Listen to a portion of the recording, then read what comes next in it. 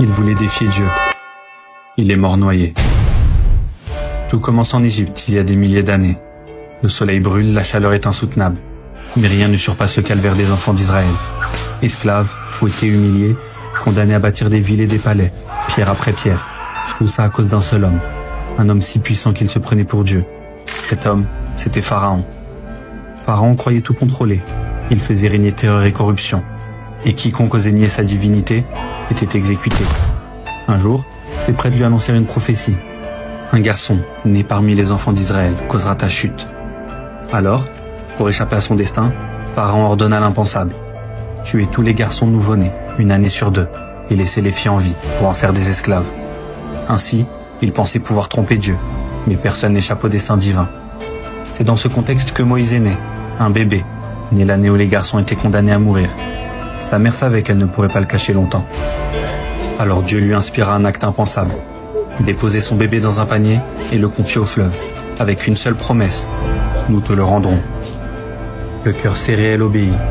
Mais ce qui devait le sauver et l'éloigner de la mort, l'amena tout droit au palais de Pharaon. Le panier s'approcha de la rive, et c'est Assia, la femme du Pharaon, qui le découvrit.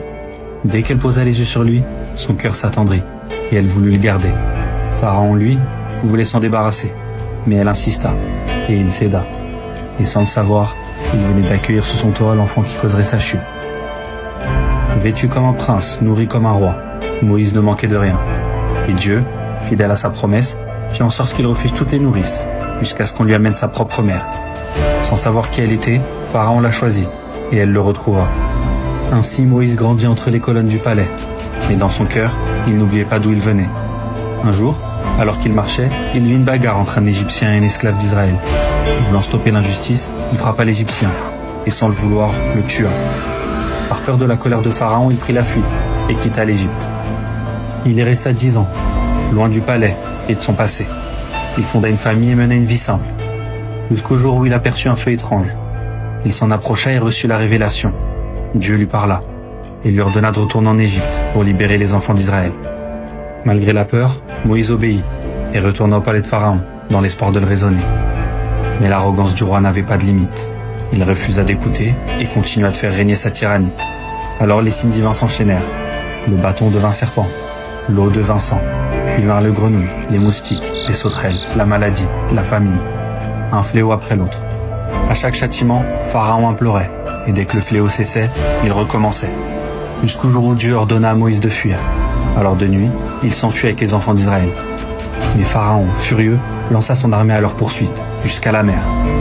Devant eux, l'eau. Derrière eux, la mort. Alors Moïse frappa la mer, et elle s'ouvrit en deux.